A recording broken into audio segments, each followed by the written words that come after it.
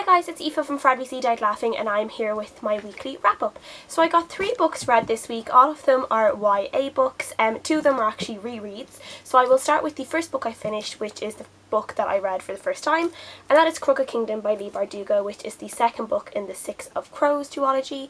I'm sure everyone knows what Six of Crows is about at this stage, but in case you don't, it's basically set in the Grishaverse. Leigh Bardugo did the Shadow and Bone trilogy, and I would suggest reading the Shadow and Bone trilogy before you read this one. This is set afterwards, it's set in a different part of the world, but there are Grisha in this world, which are kind of like almost like magical beings, people with magical powers, and I just think it's just handy to know the history of what happened in Shadow and Bone trilogy for what is going on in this one, and for some characters that pop up, especially in this book, because we have a few characters from the Shadow and Bone trilogy actually popping up in this one, and having a role in it, and I really enjoyed that. I really loved being able to recognise some characters that I really love from the Shadow and Bone trilogy. So this is about a group of teenagers basically who are all kind of crooks, and they are employed to do this big massive heist, and they set about doing it. They're all a little bit trouble, I guess. They're all made of trouble, and it's just a really fun, exciting kind of action adventure with all these amazing characters, and there's a little bit of magic, there is a little bit of sharpshooting, there's some acrobatics, there's like everything that you want.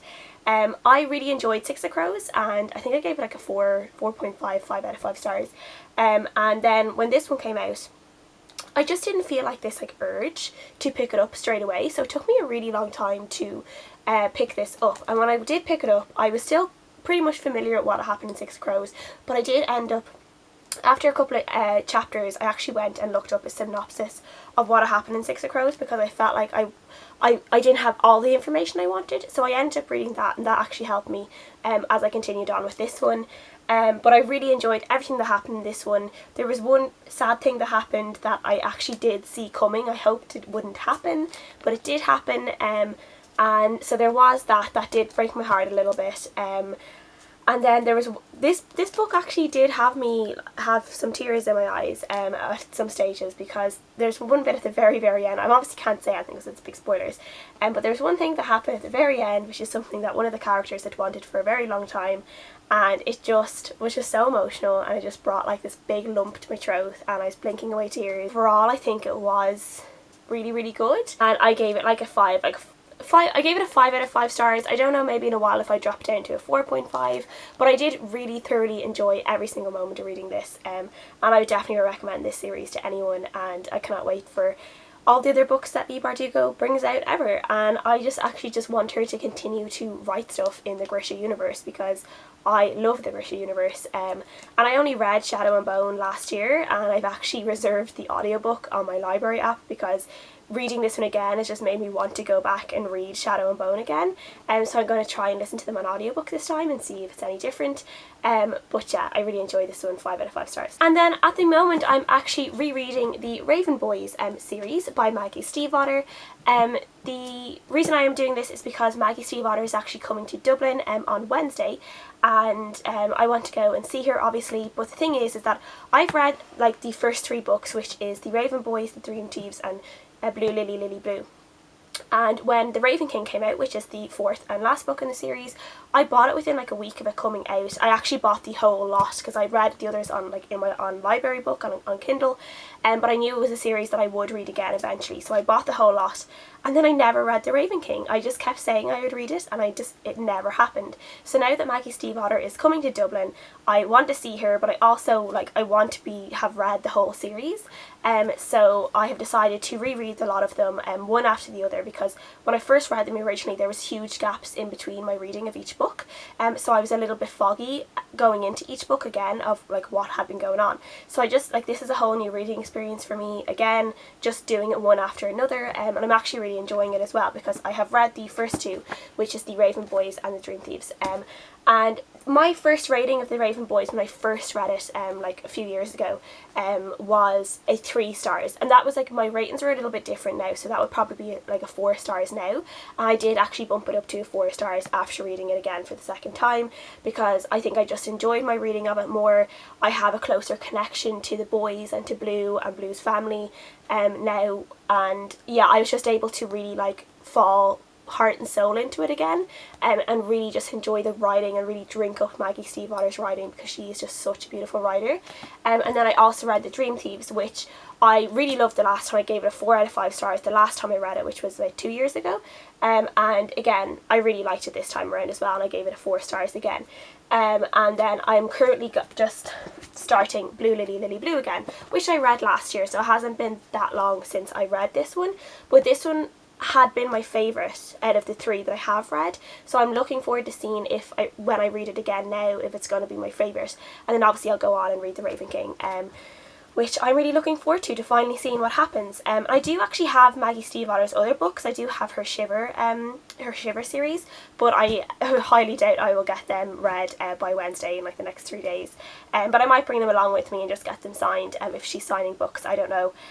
But they are ones that I actually do want to reread as well, so maybe I'll just continue on and just have like a couple of weeks of just Maggie Stiefvater books, because I do love her writing, so like why not. But I will say about just some of my like new observations while reading this is, I was always like a big fan of Gansey. I think he's a lot of people's favourite. My favourite out of all the Raven Boys is actually Ronan. I just think he is just so complicated and beautiful and dangerous and dark, and I just love every single description about him ever, like his razor sharp smile, and just, oh, I just really love him. Like he's just, the way Maggie Stiefvater describes him all the time, it's just like beauty to my eyes. Like literally, like I just drink up the words about him. I love it so much. It has also reminded me, these two anyway, has reminded me of how I just really don't like Adam. He is just so annoying. He's just such a little whiny arsehole. He can be such a dickhead to the others, and it's like he just like blames them. I understand, because he's poorer than the other guys are very rich and very well off, and Adam has had to work for everything his entire life. He did not have a good family growing up, but it's like he's always blaming Gansey for the world that Gansey was born into, and it's not, Gansey could never control that. It's not his fault that he just happened to be born into this world, into this family with money, into a family that gives him a name that entitles him respect straight away before people even get to know him. But Gansey is just so generous and so nice, and Adam just throws it back in his face all the time. And while I do understand to a point where Adam is coming from, I just think he treats them so badly sometimes, and it just really frustrates me. And like, there is a part of me that is softened towards Adam, but there's another part of me that just gets really frustrated at him. So yeah, so that really came out like a lot more stronger than like the last times I've read it, when I've read them like these two together, and just Adam's actions, and I was just like, oh my god, Adam, like cop yourself on and stop trying to be so stubborn all the time and being so proud, because it is your downfall basically. So yeah, I love Gansey, love Ronan. I'm okay with Adam, and Noah is just a sweetheart. I love Noah. He's like a cutie pie, and I think he does actually get forgotten, like, because he's not like such a huge character as much as like Ronan and Gansey and Adam. But I do love Noah. I just love Noah and the way like he pets Blue's hair, and he's just adorable. And Blue, yeah, like Blue's fine. Like, she kind of annoys me at times, and just the whole thing of like she has to work so hard to be so different, and you're like, Blue, give me a break, like stop. But at least I do like that she actually acknowledges that she has to work to be different, like, and like it is an effort for her to be so different. Like, she really goes out of her way to be different than anyone else, so I do like that she acknowledges that. But there's times she does annoy me as well, but I'm just like all about Ronan Lynch, to be honest. Love him. So yeah, so as you can probably tell, I've really enjoyed my rereading. I can't wait to go on and reread Blue Lily Lily Blue, and then get on to The Raven King, which is back there. And yeah, I will let you know how it goes on Wednesday, and if there's any interesting things that Maggie Stiefvater has to say. So that is everything I have read this week. Not too much, but please let me know what you guys think. Let me know who your favourite Raven Boy is, if you read The Raven Boys. And I will see you guys again next time.